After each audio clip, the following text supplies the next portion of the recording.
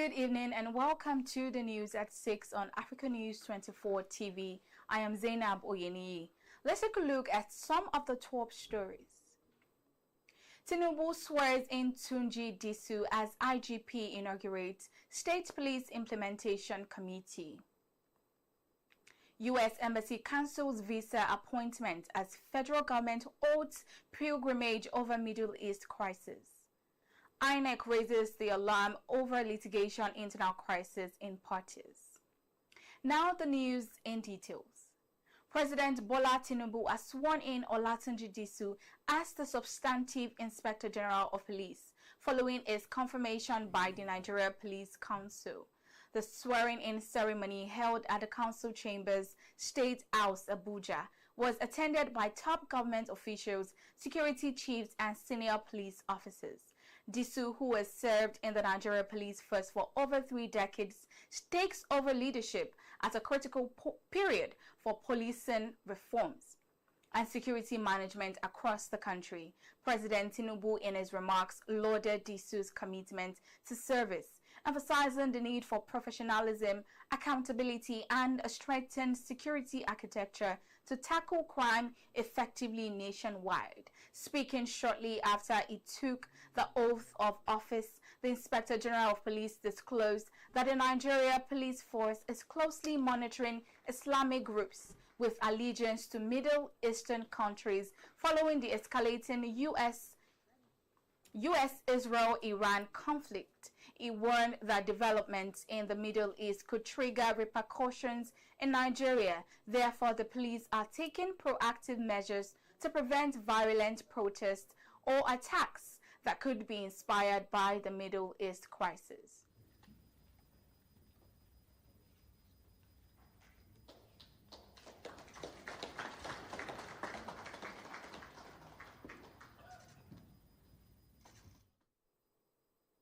In a related development, the Inspector General of Police, Tunji Disu, has inaugurated an 8-member State Police Implementation Committee as part of efforts to advance reforms within the nation's policing system.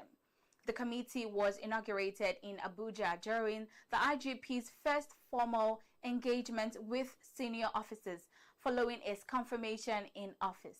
It is expected to develop a strategic framework and implementation roadmap for the proposed introduction of state policing in Nigeria. According to the Nigeria Police Force, the committee will coordinate consultations, review existing legal frameworks, and recommend operational guidelines to ensure that any decentralized policing structure aligns with constitutional provisions, professionalism, and respect for human rights. Inspector General Disu said the initiative reflects the force's commitment to strengthening internal security architecture, improving accountability, and enhancing collaboration between federal and subnational authorities in tackling crime across the country. Your work will help shape the framework through which state policing may operate in Nigeria in a manner that strengthens rather than fragments our national security system. By bringing law enforcement closer to the communities, state police institutions can deepen local knowledge of security dynamics and enable quicker and more targeted response to emerging threats. The Nigerian Police Force is, first and foremost, the people's police, and our continued relevance depends on the confidence the public places in us. Every Nigerian, irrespective of status, belief, or background, must be treated with dignity. Nigerians in the Middle East have sent distress calls following the government's decision to halt pilgrimage. The development has left many citizens stranded and concerned for their safety abroad. The federal government, through the Nigerian Christian Pilgrim Commission, NCPC, has also announced the immediate suspension of all pilgrimages to Israel, citing the deteriorating security situation in the region. The executive secretary of the commission, Bishop Stephen Adegbite, said in a statement signed by the deputy director and the head of media and public relations, Celestine Toruka, that the decision followed recent developments, including the imposition of a state of emergency in Israel. The United States Embassy in Abuja on Wednesday cancellation of all visa appointments scheduled for March 4, citing security concerns linked to a planned protest in the city. In a statement released as a general security notice on the embassy's official website and circulated to applicants via email, the decision was taken as a precautionary measure to ensure the safety of applicants, staff, and visitors. The embassy noted that intelligence reports had indicated possible disruptions around its premises due to demonstrations expected to take place in the capital.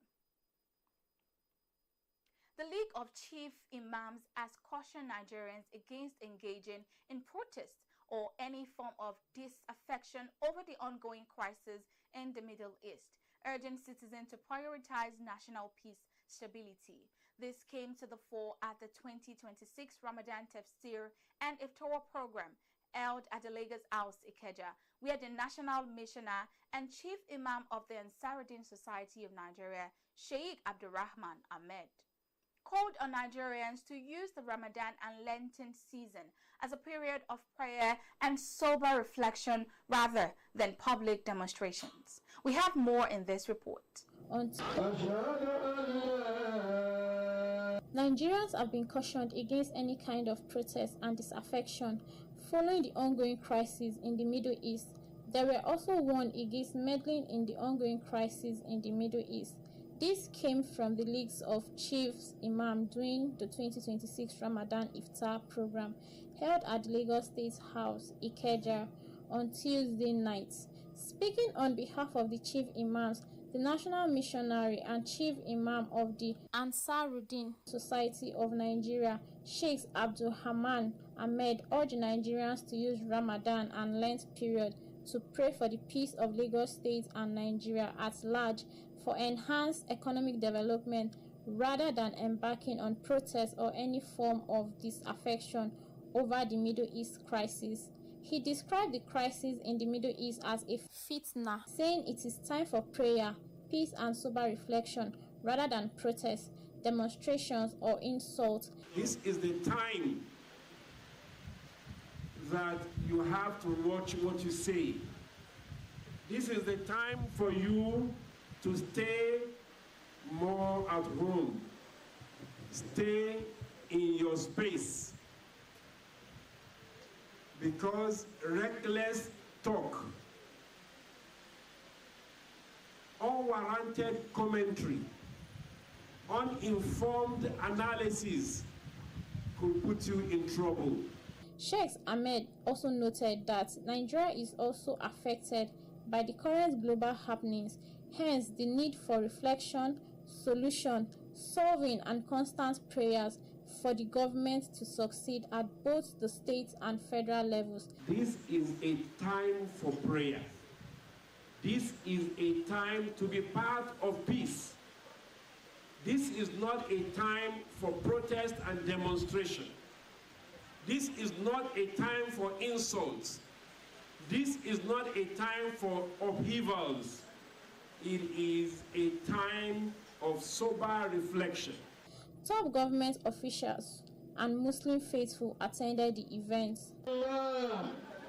Attorney General of the Federation and Minister of Justice Lateef Fagbemi has officially taken over the prosecution of former AGF Abubakar Malami and his son Abdul Aziz in a high-profile terrorism and firearms case. The trial, initially handled by the Department of State Services, was adjourned to give the AGF's office time to review the case and prepare its for prosecution strategy.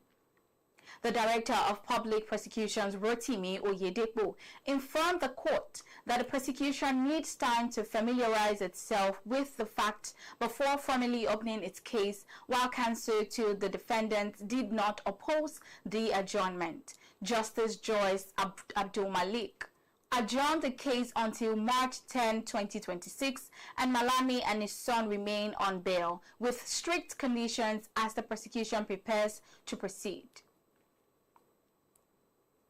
A tragic accident in Iho-Ikejuru local government area, Imo State, has claimed the life of a mother of three after a truck conveying shipping lost control and rammed into a residential building. The victim, Chioma Ogu, was inside a home on Monday, March 2nd, 2026, when the truck veered off the road and struck the bungalow apartment. Eyewitnesses reported that the truck driver may have dozed off at the wheel before the vehicle slammed into the house, leaving Mrs. Ogu dead and her husband critically injured and hospitalized. Family members and residents described the incident as devastating, noting that Mrs. Ogu was planning her own mother's burial after a death. Police authorities are yet to issue an official statement on the crash. Let's go on a quick break. When we return, we'll bring you more stories. Stay tuned.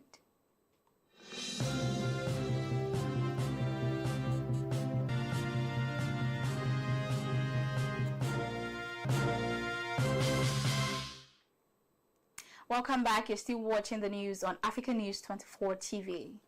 In politics, the Independent National Electoral Commission (INEC) has raised concerns over rising litigation and leadership disputes within political parties, warning that such crisis could undermine democratic processes.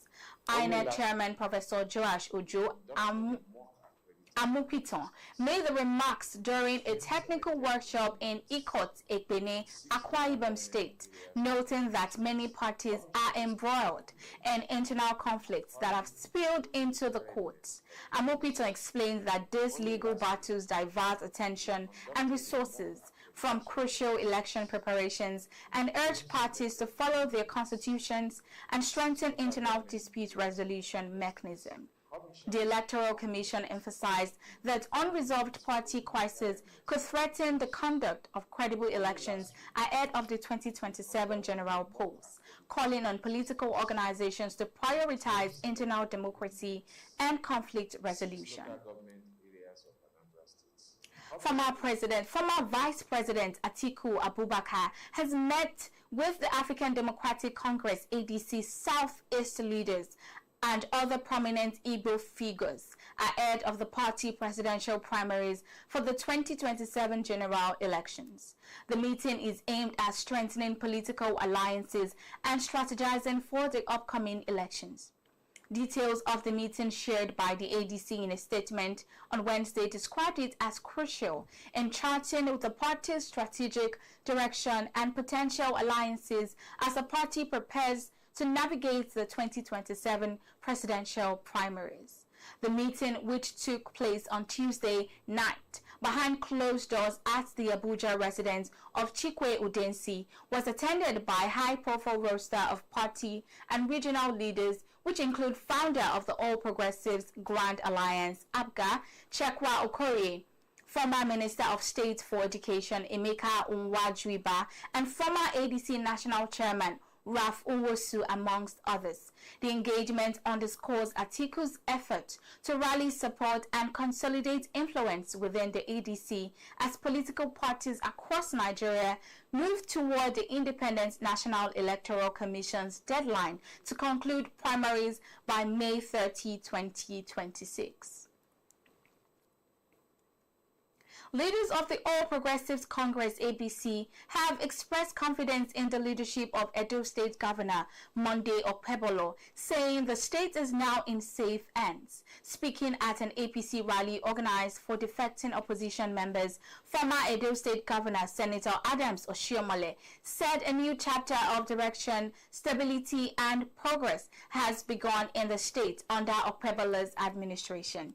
During a speech, Oshiomhole also made indirect remarks about the son of the former vice president and presidential aspirant Atiku Abubakar. He stated that the former vice president's son had abandoned his father's political party to join the APC in order to support President Bola Tinubu and enable him to continue what he described as the good job. The Accord Party has officially commenced a nationwide electronic membership registration and revalidation exercise in preparation for the 2027 general elections. The exercise, launched in Abuja on March 3, 2026, was announced by the party's national chairman, Maxwell Umbudem, who said the initiative aims to create a digital membership register in line with the electoral reform framework. Umbudem urged existing members, new applicants, and Nigerians in the diaspora to register online and obtain updated digital membership cards, ensuring their participation in party activities and elections.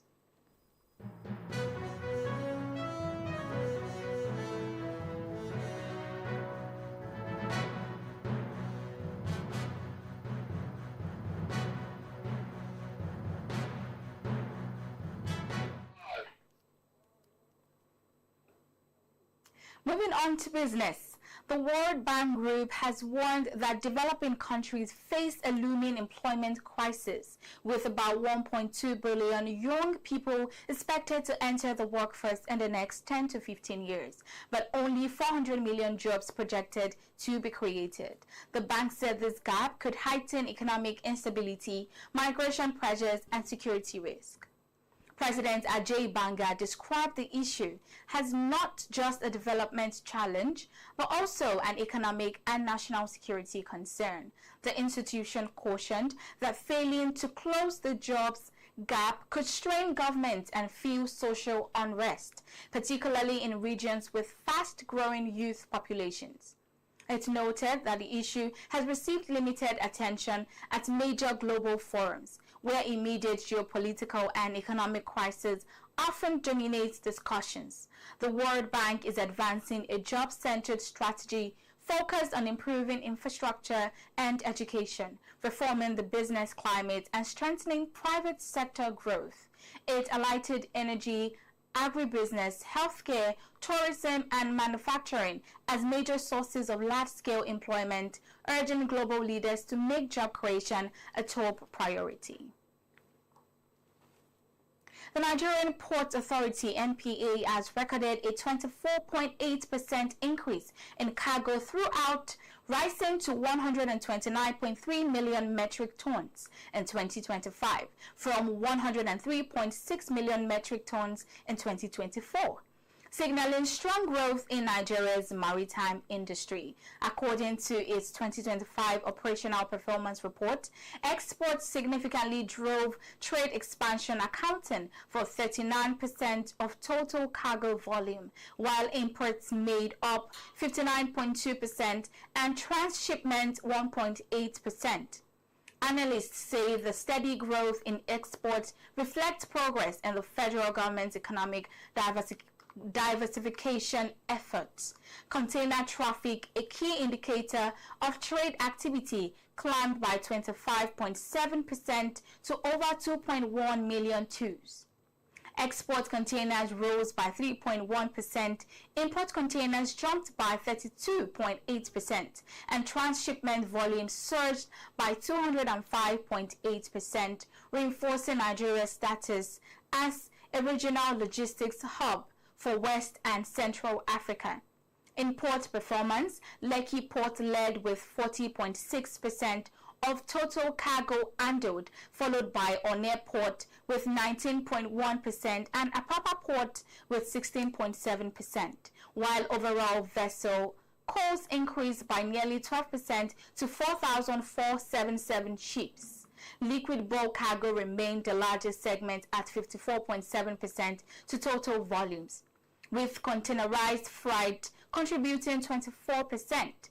NPA Managing Director Dr. Abubakar Dansoho described the result as one of the most remarkable annual gains in the nation's maritime history, expressing optimism that ongoing port upgrades and the planned national single-window system will further boost efficiency, competitiveness, and trade expansion. On the foreign scene, Spanish Prime Minister Pedro Sanchez has firmly rejected the United States' pressure telling President Donald Trump no to war amid rising tensions over Iran.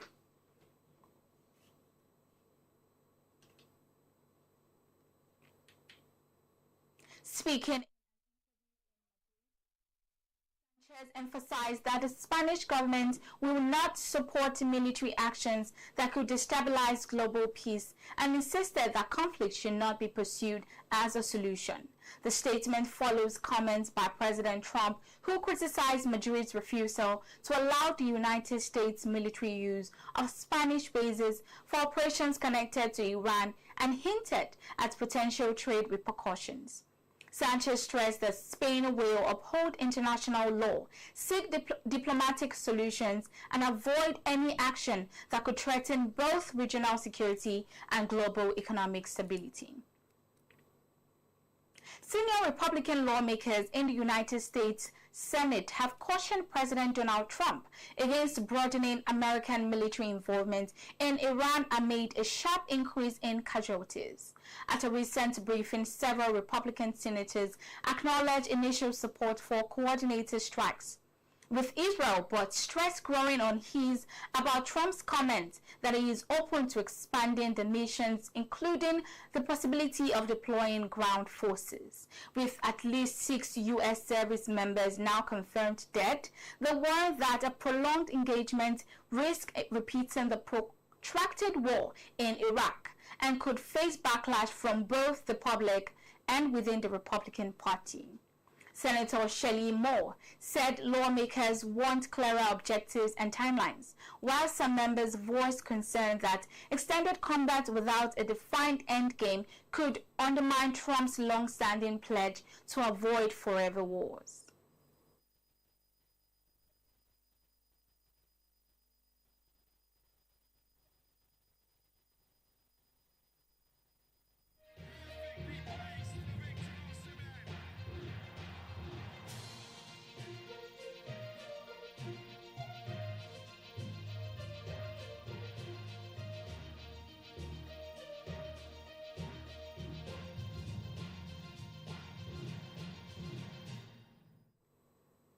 Now in sports, the United States President Donald Trump has said he does not care whether Iran participates in the 2026 FIFA World Cup, sparking international attention. Trump made the remarks during a recent interview, highlighting that tournament participation is not a priority for his administration amid ongoing geopolitical tensions. The president of Iran's Football Federation, Mehdi Taj, warned that recent conflicts could affect Iran's participation. Meanwhile, FIFA General Secretary Matthias Grafstrom stressed the organization's focus on keeping sports separate from politics. The 2026 World Cup, to be hosted by the United States, Canada, and Mexico, remains on course, with officials closely monitoring all developments.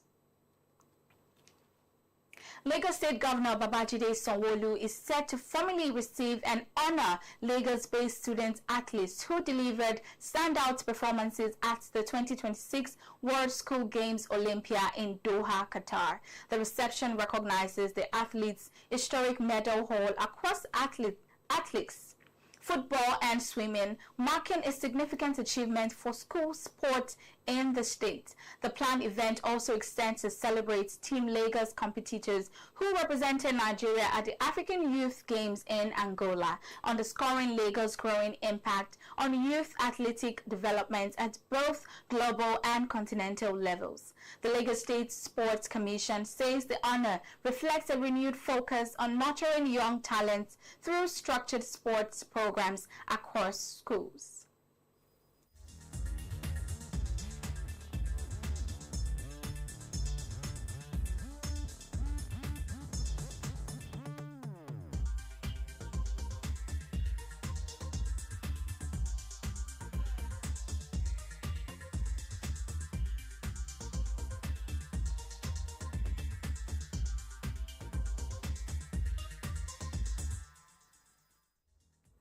And lastly, in entertainment, Nigerian media personality Dotun has publicly defended Adekunle Gold after the music star faced heavy online criticism connected to a controversy sparked by old tweets from his wife Simi that resurfaced on X, formerly called Twitter.